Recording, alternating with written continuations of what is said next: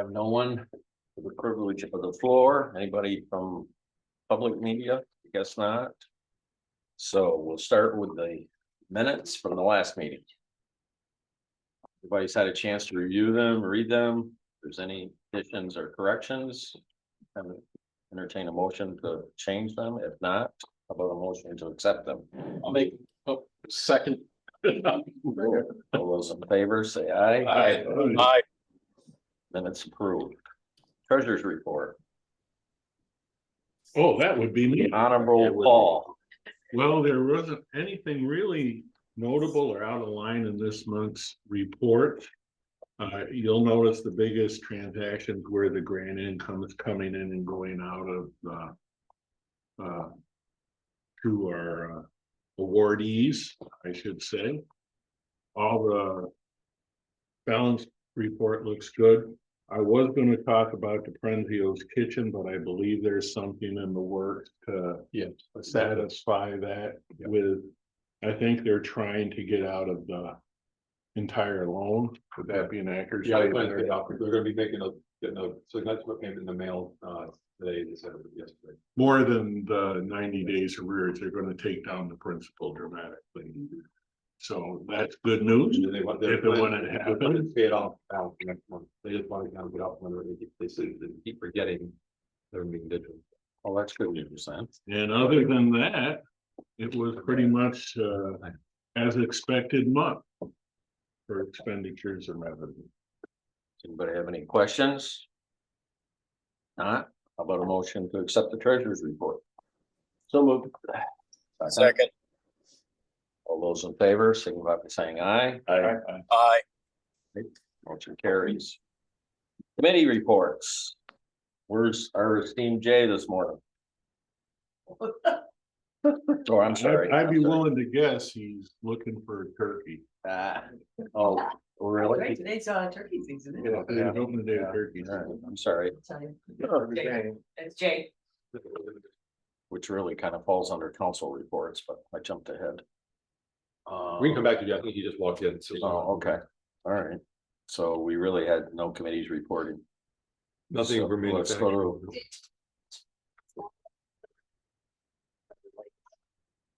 Oh, yeah, It's not out here. Yeah. I do it. We are unfinished business, aren't we? So, all right. Well, I guess if there's nothing under market. Well, a couple of quick things. We did this last month have the economic forum, which I thought went very well. It's the annual thing that the chamber puts on, and enjoyed presenting at that, as well as last night at the Board of Legislators committee meetings. I thought last night went great. But that's kind of pretty much all there is to report at this point right now. A lot of good feedback, by the way. We have legislators that I talked to. Good opportunity. Thanks for putting that up. Yeah, and Rob and I sat in on it. Any comments you'd like to mention, Rob? I think one of the things we mentioned, I mentioned the David Marsh that we walked out it was really an exciting presentation, a lot to be proud of. And a lot for legislators to be proud of. And the only thing I said was, I've never been here. I think you had a meeting off-site once at Rift. Yeah, Camp? we do. And it was just before I got on, and it would, to me, it would be welcomed if we were to do maybe another type off-site meeting and spend a little extra time and even go back through those types of presentations just for the board, because I was picking up information that it kind of brings everything together that we've been working on for the last few years. And you mentioned even the annual report. I mean, it was exciting, it'd be nice to, I think, present it back to the board members, and like I said, it just kind of recapped everything in such an exciting way. Yeah, you hear Wow, bits and pieces month to month, but Yeah, it is when you see it all together, it's pretty good. It's very impressive. It's very Yeah. impressive. Great job. And looking ahead of events coming our way economically, even, the Micron and hopefully the airport, it's like there's a lot of great economic activity that's gonna be very positive for the county right around the corner. So, yeah, I concur with Rob. That was a well-presented presentation and my interpretation and conversations with legislators is they were unaware of a lot of that, I think. Absolutely. So kudos to you guys. Job well done. Ed, did you want to go back to JFE on the? Sure. Sure, we know he's headed for the turkey fields. That is this morning, actually. As far as a report goes, just the grant programs, which we talked about last night. We're rolling those out as we have been. It's going rather smoothly, a little bump without Joy at her helm to help us out, but we're making it work, getting the checks out and stuff. People are completing their projects rather quickly. What else? Dairy Parade is huge on the horizon. Luckily I got quite a bit done early on because I knew the grants would slow us down on that. Now I've got to kick that back into overdrive and get that finished up as far as setting that up goes. Robin and I have been working with a potential, I can say this, I think. Yes, I can. With a potential small scale meat processor that wants to start up, small scale. So we're pretty excited about it. It's fantastic to have her on the team because she brings her expertise to it. And I say, go Robin, go. Is that going to be value added? Or will that involve slaughter? Oh, really? Slaughter facility? Oh, Small scale first for potential to go. okay, great. Definitely potential to go to USDA too. Right. Yep. So we're excited about it. They're a unique couple that are going to run this and have experience. I think there's a lot of opportunity for success there, which is what we need with meat processing. So it'll be a good project. The first hurdle, planning board. As they get through that, Yeah. then we're good to go. That's the one that makes me the most nervous because I've dealt with planning board presentations on meat processing before that didn't go quite so well. So we'll monitor the situation and help where we can if anything does arise. The other pieces, CWT should be opening here very quickly. They run into a few bumps with infrastructure, and now they have those bumps, I think, smoothed out. Can you tell us how many chicks per week again? 1 million. How many million? 1 million. Compared to the 100,000 avian. Yeah. I'm still trying. We thought we were going to have an open house to invite everybody into, but then some of the infrastructure issues propped up and they needed to work with ESD to get permission to do it, and that didn't quite happen. I will be trying to get an opportunity for all of you to go in and tour the facility. I went through last week and it is phenomenal. Aviagen was impressive. I'd never been through a modern egg hatchery in my life prior to Aviagen, and that was quite impressive.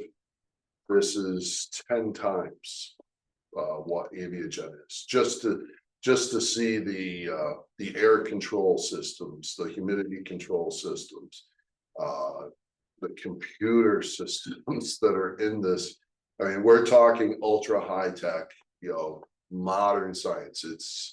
It's not just a bunch of eggs sitting under a heat lamp anymore. It's absolutely incredible. So When you mention Aviagen and CWT, they're still under one umbrella. They're not separate entities, are they? they're under the parent, they're under the same parent company, and I don't remember what the name of the parent company is. Aviagen technically is the world's largest poultry genetics company. And they do interact between CWT Farms and Aviagen. There is a little bit of interaction while they are kept separately. They're considered separate companies. Aviagen produces, and I said this last night at the program, and I think I've said it here before. Aviagen produces a high-end chick. When those chicks are hatched out and sent off, Aviagen's bringing in approximately $1.50 to $1.75 per bird, which is quite a bit, sometimes up to $2 per bird. These are the parent stock for poultry operations around the world. Those chicks literally do hit the plane flying. Something like that. I was trying to be funny. It's too early on a Wednesday morning. Reason wasn't the chicken or the egg comes first. This is true. This is true. With CWT, those chicks are broiler chicks. That's what's, a year from now, you may very well go buy a broiler chicken in Walmart and it might be hatched out here in Watertown, New York. That's what they're producing. It's a very heavy bird, heavy breasted. They're bred for that particular rotisserie broiler, rotisserie chicken production. And they'll ship those out around the Northeast and into Canada. They take advantage of a quota requirement that is in the Canadian North American Free Trade Agreement. Thank you. And that Canada has a requirement to buy so many either broiler chicks or broiler eggs from the US to meet the agreement. And what CWT is doing is they're taking advantage of our location here in New York with that easy border crossing to, instead of have somebody else ship eggs in, they're shipping the chicks in. The chicks are ready to grow. There's not that 21-day requirement now to house the eggs. They've already housed them, they've hatched them, and as soon as they're hatched, they're on a tractor trailer that travel around the countryside. So it's very, very exciting. And we're glad. I feel that CWT with the pandemic and stuff, they run into so many hurdles in putting that facility up, with prices going up the way they did and personnel issues and stuff. It's been a long haul for them. So I'll be happy to see them up and running here shortly. So again, when is it projected to be up and running? Should be by midsummer. I mean, they're very close. It's a matter of the infrastructure, the natural gas being the primary delay. And Dave helped move that along with the power of the pen there. Natural gas, National Grid delayed things significantly.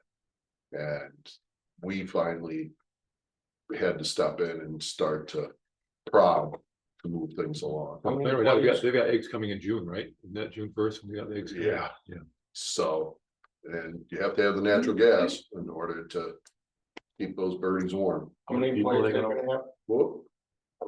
How many employees? It was gonna be 20 to 30 if I Yeah, remember and then up correctly. to 40 eventually. So. Yeah.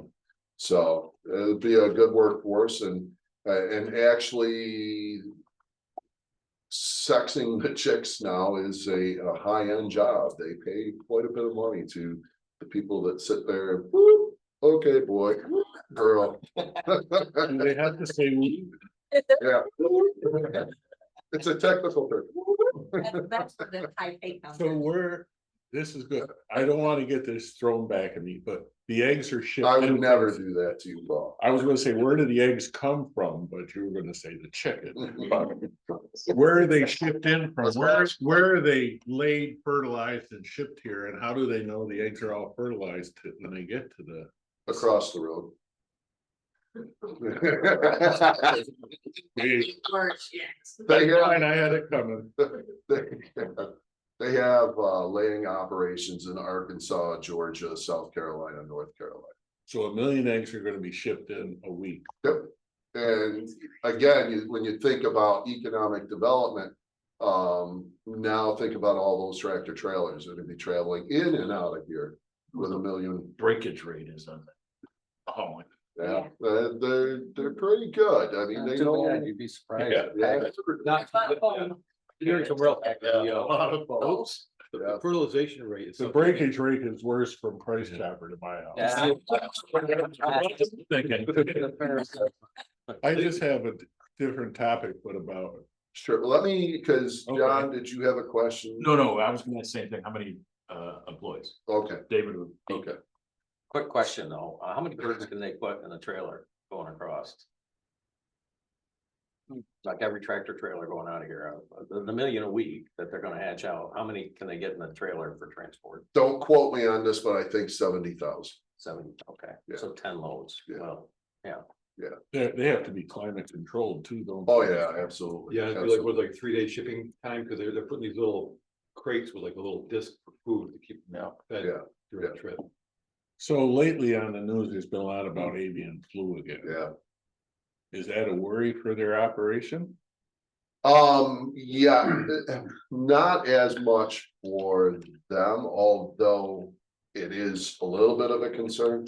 It's more of a worry for their laying operation. That's where it hits in. But one of the advantages why we have Aviagen and why we have CWT is we don't have a lot of hen houses around. They like our location because there's no other poultry operations of any size within a 10-mile radius of where their locations. They are sensitive to that. It was location to Canada and then location to other poultry operations that attracted them in, so. Yeah, because I think when they came to it, and you say also they wanted those facilities so far apart as well, Yeah. they didn't want. Yeah, I think they're probably a touch closer than they would like. But it's still far enough apart and it's still just those two egg hatching operations that, they were comfortable with that because technically they're only, I think, 2 miles apart as the crow flies. So that's, I was trying not to do another one. Don't get me in more trouble. So yeah, they're a little bit close, but it's 2 egg laying operations or egg hatching operations, so they weren't as concerned about that. but it's a completely enclosed environment. Biggest threat would be from humans Yeah. carrying it, and Well, I remember one of our egg tours, we had to wear booties just to walk Oh, yeah. through a dairy operation years ago.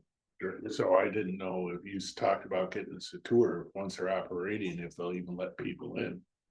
I can get you in before they bring eggs in, but I used to be able to get you into Morris North Star Hatchery before Aviagen took it over. Once Aviagen took it over, and there's really no need. I mean, Makes to sense. do a virtual tour of that facility, which it's no different than a Seaway anymore, God, you go to the center of the Seaway, you don't get to see the real thing. All you see is the video. Yeah. But going back, the one last thing to talk about, Paul, is the avian influenza. We're watching that very closely. In fact, Ron Robbins and I are trying to get an expert to join us on a podcast because there is a lot of concern about that interaction with the dairy industry. It's already in dairy cows, and they're starting to see it. They can vaccinate or whatever the cows, and it destroys the avian influenza virus, but it leaves trace particles. It's just like if you have a fluorescent, and correct me if I say anything wrong, Dave. It's just like if you have a fluorescent light system on your water system, you'll still find the organisms, but they're dead. They're not able to breed and so on. And that's what happens with avian influenza in cows, is you'll still find the particles of the influenza. Some media, and it's more of a media concern, a public relations concern than anything else. they'll take that and they'll make that into a bigger story than what it really is. So we're watching that very closely. It has had a little bit of impact on futures and so on as announcements have come out. Not much we can do at the local level other than if we start to see it take hold in the press, we can try to moderate that some. We did, I'll end on this, I promise.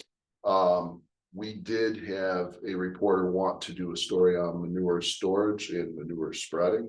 Emily Griffin, who's very good, very good. I was glad it was her that was calling. She called up and wanted to interview farmers about manure spreading and manure storage structures.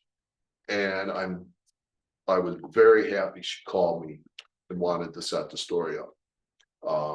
Because instead of sending her out to farmers, and nothing against the farmers, but instead of sending her out to the farmers, I had her get in touch with Justin Bach over at the Soil and Water District, who is an expert on nutrient management planning and all of the things that farms do and all the practices that are done. And I sent her all of the webinars that we have done with Dr. Frank Mittliner, the greenhouse gas expert for animal agriculture in the world. And we have those webinars as tools sitting there in our arsenal. And thankfully, she watched them. And she did a fantastic story about it with facts versus what we saw from the Cape Vincent issue a couple of years ago. Was this tied to the Cape Vincent issue? I don't think Emily had that purpose, but the danger when a reporter calls you and wants to do a story on manure storage or manure spreading is they don't know what they don't know. And then they pick up something and they see, for example, what was done with that Cape Vincent story, which, I mean, there were blatant, I'll be blunt, there were blatant lies told in that story where the person knew they were lies. And so this reporter wants to do a story innocently, but if they start to look at other stories, they'll get that bias introduced. And we were able to change that. We're in the next 45 days of when most of the manure spreading is going on anyhow, replanting. So they probably smelled it. It's that time of year. It's that time of year, yeah. And how many people are injecting now? Are there many farms injecting? many, I won't say many. I don't have the number, but a lot of the larger farms have started injecting because it is so much better. Number one, soil compaction. Number two, managing the nutrients better. Number three, keeping your neighbors happy. The farm down the road from me, he's got his big pipes out and they've got where it goes underneath the road, and they're injecting it into the fields. So doesn't get quite as odoriferous down there on Windy Flats as it used to, so, which is a good thing. Back to the parent company for the two is the EW group, which I think coincidentally, are they based in Germany too? Yeah, I think they're, so we've got some, Roth, just coincidental, Nordbrand, Yeah. they're breaking now with something. Yeah, the German presence is right here. Time and with Harry's project, it's gonna be the German consortium building that out, so. We should all start to brush up on our German, get the Amish here to give us some lessons. All right. So council reports, nothing more. Oh, unfinished business. All right. So unfinished business, let's jump to the ARPA situation report. Or update. There really isn't much to report. We have no new grants that we have provided to anyone, and we got a lot of Checks were going out this month, though. A yeah, lot some of checks checks were went going out. out, but we didn't have nothing new. Obviously, what did we say? 22. I'm sorry. 22 and 23 are the two round reports.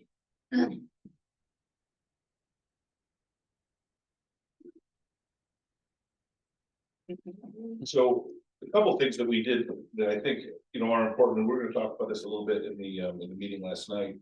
But, there isn't money, we're down, the first round of money is basically gone. Now, you will see the uncommitted balance on the rental property one, as we've talked about a number of times. That's a case where funds were awarded to a project and then they ended up taking less money. So that has opened us up for potential of a new project or so, but I would like to put that money into the productivity grant program. So and we also have some money from, if we go into the round two, there is some money left in the tourism enhancement. Not enough for 2 full projects, because again, the tourism enhancement they're larger rewards. But we do have a little bit of money left over in that case. But other than that, the grants are basically all zeroed out. Really, that's to me, that's the important thing to report to you guys. The fact that we have had some money going out this month. But to me, the important thing is we've got the money on the street. And if we haven't done it already, just so we had that single audit cost addition to the audit, where we can pay for, we're gonna use some of the funds to pay for that. Yeah, we're reserving funds for that. To move the money from rental to productivity.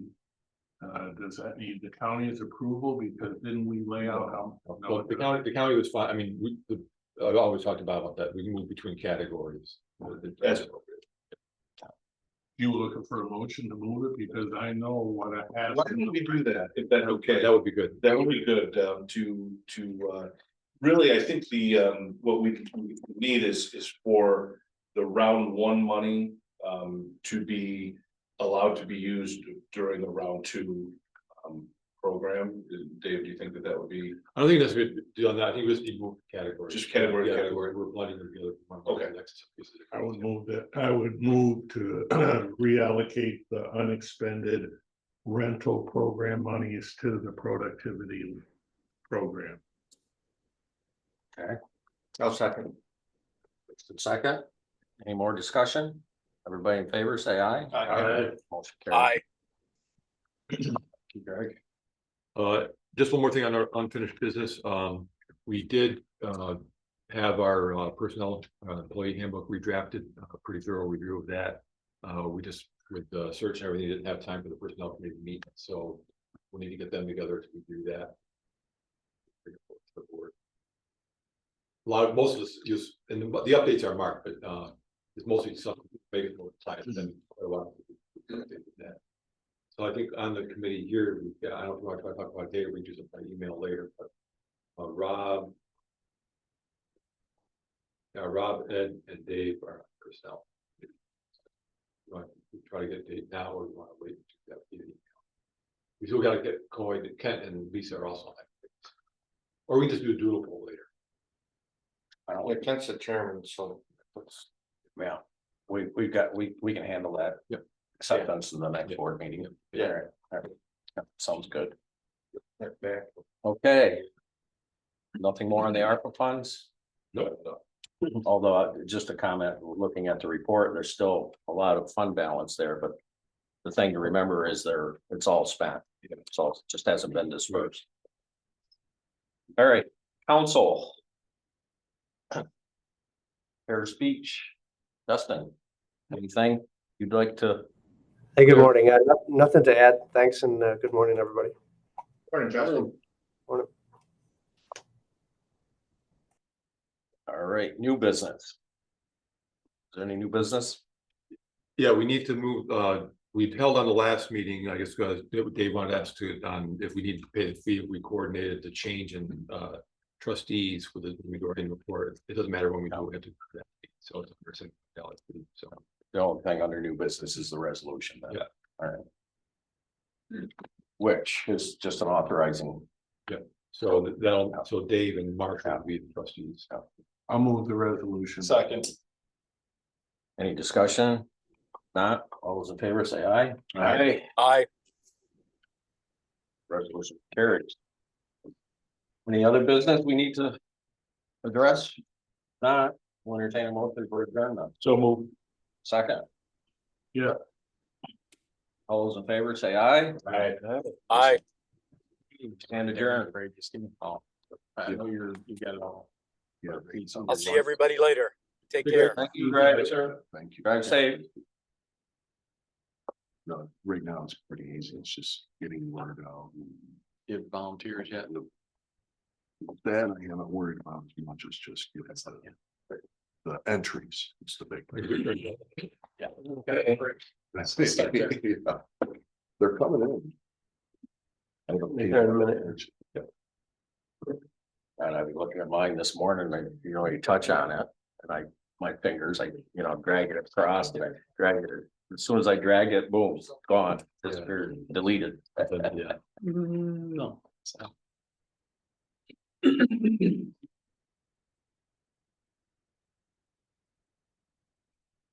Okay, I'll call the meeting of the Jefferson County IDA in order.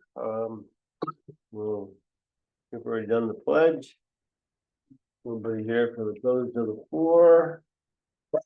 Minutes, are there any additions or corrections to the minutes? If not, somebody make a motion to approve the minutes. So move. Second. Okay. All in favor, aye? Aye. Opposed? Treasurer's report. Another one that really isn't overly exciting. We have ARPA funds in and out, and I believe that was for the Houndsfield Sewer Project, the $292,000. Balance sheet is consistent with expectations, no big dramatic changes there.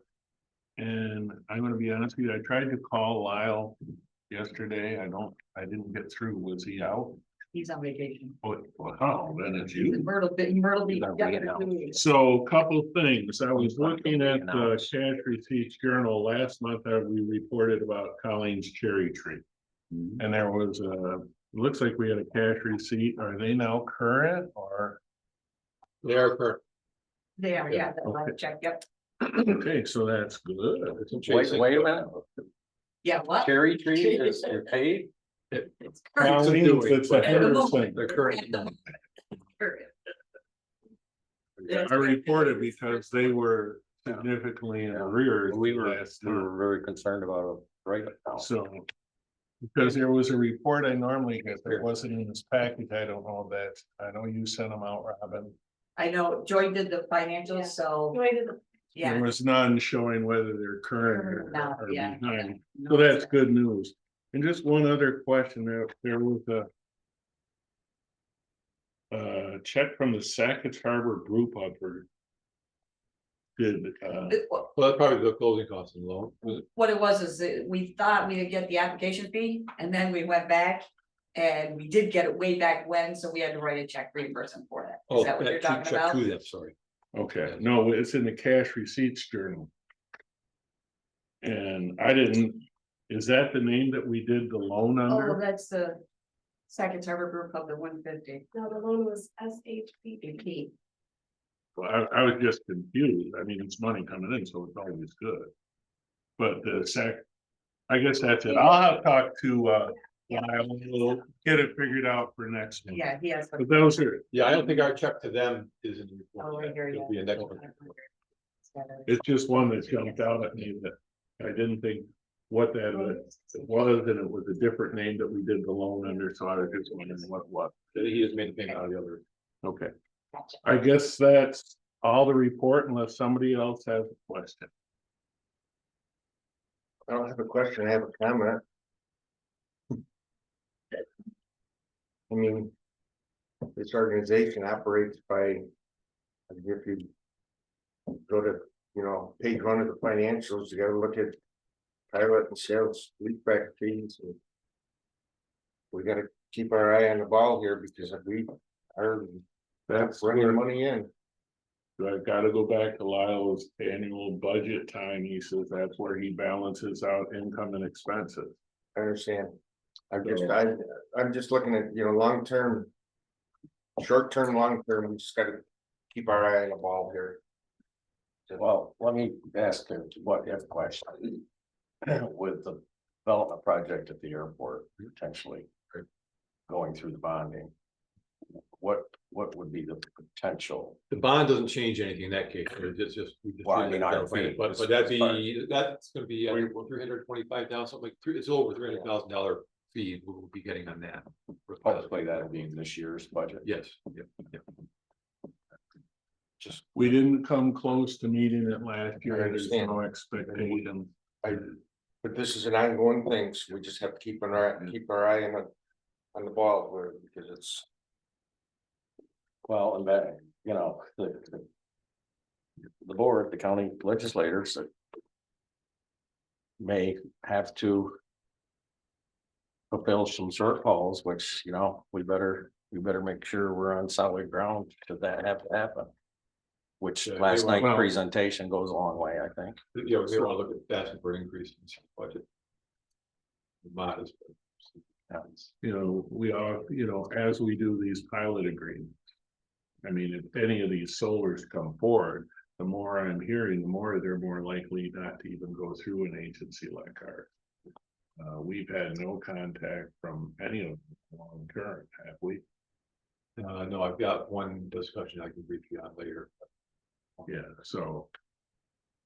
I know, Boralex paid $1 million for land already, so they're moving forward and they haven't had any discussions on pilots. And if you look at our for, you know, I think you're gonna have to be hard pressed to justify, you know, an abatement package when they've already started buying property.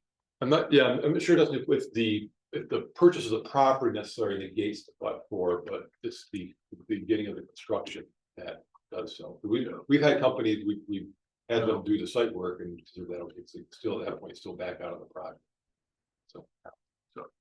I mean, I agree with you, Dave. We've been watching that last year. And Yeah. this year, Over the years, I mean, we were pretty lucky to have that RCI money coming in all the time out of it. Yeah. Yeah, when I first came over, the RCI money was finishing up, then we went through a period like this for a couple of years when Don was here yet, and things kind of started bumping back up again, so kind of go through these So cycles. We're in one of those cycles. That's. how but we with get the the new money. valuation model, it's bringing the assessments down where they may just pay normal taxation. We won't know until a project moves forward. But I think when you look at those new developing trends, one, the new evaluation model, which almost they can afford to pay 100%, they drive it low enough. And then the other aspect being from an investment profitability standpoint, these solar development companies and their investors owning the land, it becomes much more profitable. The profit potential at the end of the year, revenue versus expenses is greatly enhanced, which to me is just gonna drive whenever they can buy the land, they're gonna wanna buy it. Yeah, the other factor, which I discussed with one of the companies, that it may be a case in some of it, depending on where they're located, that whether they go forward or not, may depend on who gets into the grid first. Here, the internet capacity. Yeah. Figure if you look up to the line. Well, unless there's any other comments, I'd move the treasurer's report. I'll second it. First and second, is there any more discussion? Not all in favor, aye? Aye. Opposed? Carry. Committee reports, I guess that's you again, Paul, if you got anything on. Nope, nothing on the solar. Okay, unfinished business, I think I'll add, unfinished new business and have council follow up, but, Joe has completed, we have incorporated, as I told you in, one of the emails, the area redevelopment, local development corporation. So with the IDA being the initial board forming the entity, at the June meeting, the plan then should be for the board, Joe will have to approve that'll be the organizational meeting to approve all the organizational documents, policies, bylaws, such like that. Then appoint the board that's going to be discussed already. Christine has indicated that she's not going to be able to fulfill, if she's really thinking about serving on that. Rob had indicated her willingness to serve on that board in her place. Yeah, I think the thought was, I was talking to John a little bit, is maybe they could schedule meetings for the same day as we have our meetings. Right. Here, wherever that may be, but, because I'm always trying to be locked in to stay to be in town. So. But that'll be a discussion with the board, I guess, right? working on that. So that should be an item for the June meeting. And then but so then the timeline again, I did confirm with Dave Paulson, so we do the organizational meeting. We can then get that new board together some point in June. It's gonna be in June when the county intend to figure the finalize the foreclosure on the area property. So we'll probably be ready to turn that over for the new board to accept, probably in July. So once that goes to remediation or cleanup. Yeah.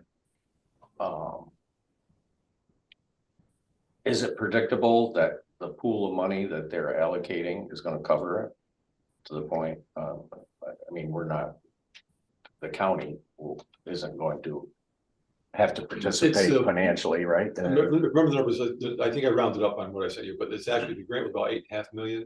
There's a $300,000 grant from National Grid. The project, and then the county has come up with 10%, which I think they've allocated ARPA funds toward. Yep. So those are committed there. So the total project is going to end up being about 11 million. Something like that. That's what they're anticipating To the overall project. to get that remediated. Yeah. And what they remediate will be depending on what can get done with that budget. So the county working, Dave Paul's been working with Development Authority to kind of prepare and oversee. They worked on projects like Lions Falls and some other projects around the region, helping oversee some of that. So they'll be working with a group on it. And they've done enough testing and drilling phase one to know what they're phase dealing two. with. So there shouldn't be unexpected $2 million overrun on that. There should be. The budget, I mean, the project will have to stay with your budget. There will be. Dave says otherwise. So, Justin, anything to add to that? There's stuff Organization stuff? Well, I know. we didn't know different than the cave corporate, right? Let's go find some. We take the time. Yeah. to think about this. So we good on unfinished business and new business as well? Well, I don't know if it's new business. Dave sent out an email about the Globe Mini Mall renovation. Have we decided what, if anything, we're going to consider, or I know we don't have an application yet.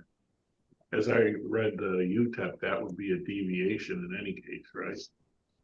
Well, Tom, it kind of falls into, sort of commercial redevelopment. I mean, it's a combination of housing and commercial level on the bottom. When we did the Woolworth building, my understanding at that point in time, we could have done that too, but we actually, at the time, because of the policy, and we actually asked the city council to request that we do the pilot. But when we did the Buckley building in Carthage, that appears to have been done without a deviation. And you kind of, on your email, Requested that at the time too. Yeah, they had to do part of the Restore New York. As part of Restore New York. But we didn't do it as a deviation. so there's a My good- preference would be that we require the city to ask us to get involved. Just because of the politics of the nature in the city too.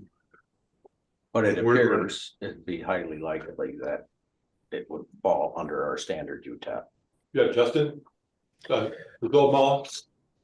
Yeah, and this goes back to a little while ago. I was helping Don Alexander redraft the UTEP.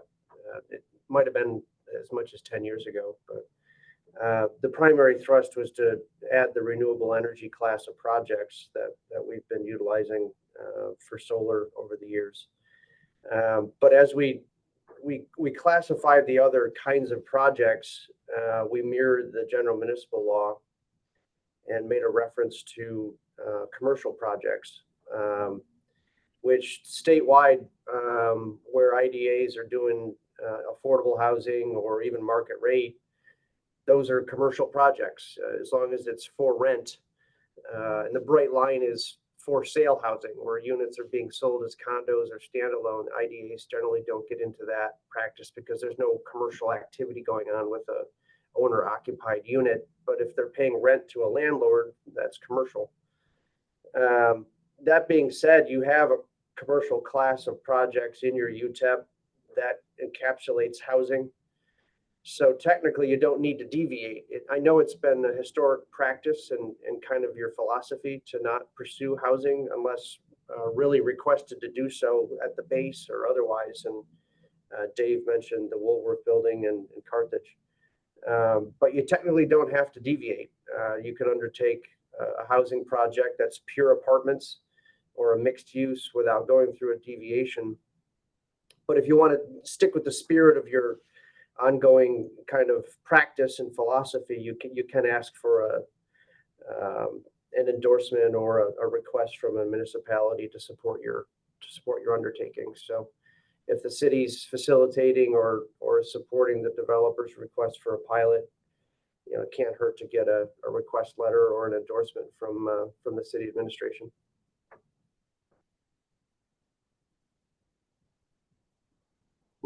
So we can request out of the city. I don't want to. This isn't a disagreement. Could you just sometime highlight that section of the UTEP? Because I read it and I still was thinking it would have to be a deviation. So, but if you could just highlight that section, maybe and send it out to the board to make sure we're all on the same page, because I thought it would have to be a deviation. Because let's not forget, with 202 housing, the second one, after we did the Fort Drum housing shortage, we said we're done with housing pilots. And if we decide to go back the other way because of need, that's fine too. But I just want to make sure that we don't open up a can of worms with other. I mean, we could talk about, I know that when we did Newell Street, we didn't do a pilot there, did we? Or did that- Oh, Riverside. Riverside. No, we just did a loan. They were just alone for that project. I mean, if the city came to us and said, look, we got a blighted piece of property and, we'd like to, have some help. I mean, to me, that goes a long way versus just, Absolutely. And just for back, we can ask you for the request. I guess I would say what I would propose for the process going forward, if you want, we can request the letter from the city, supporting that, but not go through the formal deviation process because the time it's going to take them to do that formal. It's going to delay us months and it's going to delay him being able to start the project. And I think, way I look at it, we're treating, straight housing projects like Beaver Meadows and on Ridge are different than the commercial redevelopment of a building that's been vacant. I think if we do it, we have to make clear that's the reason where it's a redevelopment of a blighted property or underutilized property, and that's someone going out and building a 120 unit rental facility. Right. Realizing too, the process, even if it follows the UTEP, will still be notifying the taxing jurisdictions. So the county and school district will certainly have the opportunity to express any opposition to that if they had issues with the project. Okay. I'm okay with that. it's nice to get the politicians up front. But I can see. And the other thing, just for background, so the city was actually looking at doing the 45B for the project, which is the commercial part of it. But under the law, they can only do on that portion of the building dealing with the, because they don't have a 45A in place to deal with the rest. So the benefit was minimal to the project, which is why he's coming to us for a pilot. The city, as I understand, whether the city council supports or not, I don't know yet, but I know the city staff are working to bring to the city council a proposal for them to adopt 45A to the city, in which case those projects could automatically get both, either or, So I can see where, going back to the crunch where we got involved with providing military housing for accommodating that sector. It's coming right back at us again. The demand for housing, I can see where in the next 5 years, especially with Micron's going to affect Watertown. And our project at the airport, should it go through, we're going to be in a housing crisis again. So, we on a certain project, we may want to completely embrace, potential. Having sat in on the negotiations when I was with the county on 202 in Beaver Meadow, it was not an easy sell, especially to the school districts. And it was Jim Koch, was it? And you remember, I'm not sure it would have gone through without his assistance and all his studies he's done on per unit, children per unit. It'd be nice to know if that worked out, his analysis from what he did at Fort Drum. So I can tell you that was a brutal set of negotiations to get those through. Yeah, it was. So But this should, if the council supports it, I have no problem. It's just knowing where the council's been on pilots in the past and. Let's get them on the hook saying, we want you to take this project on, and then I'm okay with it. I agree. I mean, it's, you know, Anything else under new business? Yes. Last night, you know what? Jay, I don't No, want I'm Jay to proud get today. my turkey. I talked to Marshall. I got two things there. I talked to Marshall. I was reading the minutes of the town of Watertown after we found out that they were gonna move forward with our suggested zoning.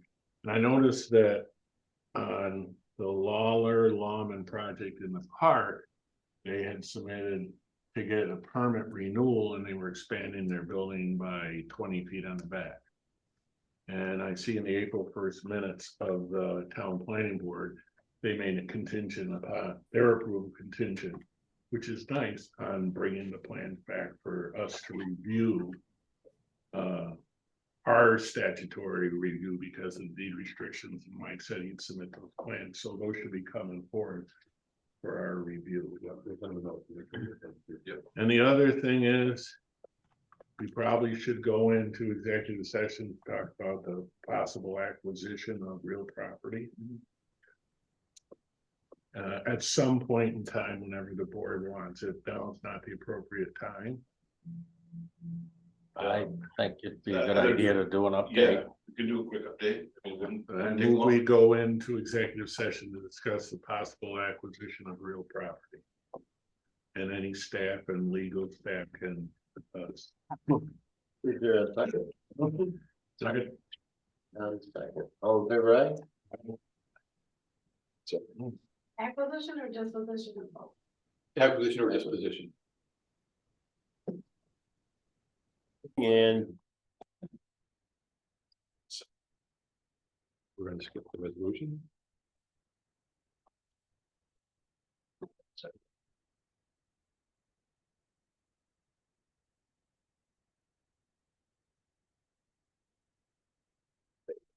Yeah, 1 second. got 2 me. Shut up. So when you go on alcohol. I bought, here's a key, those online, those see-through blinds. Yeah. And I bought it. Oh, they're cool. Is it? Yeah. You can't see anything through it. Wow. In, right, you can see out. And then it's got. Okay, we're now out of executive session back in our regular meeting and we're going to skip the resolution. That'll be brought forward again next month. Is there anything else for this meeting? If not, a motion to adjourn. So move. All in favor, aye? Were you doing the alphabet soup? I don't think we said symbol today or anything. Well, I'm not part of the program.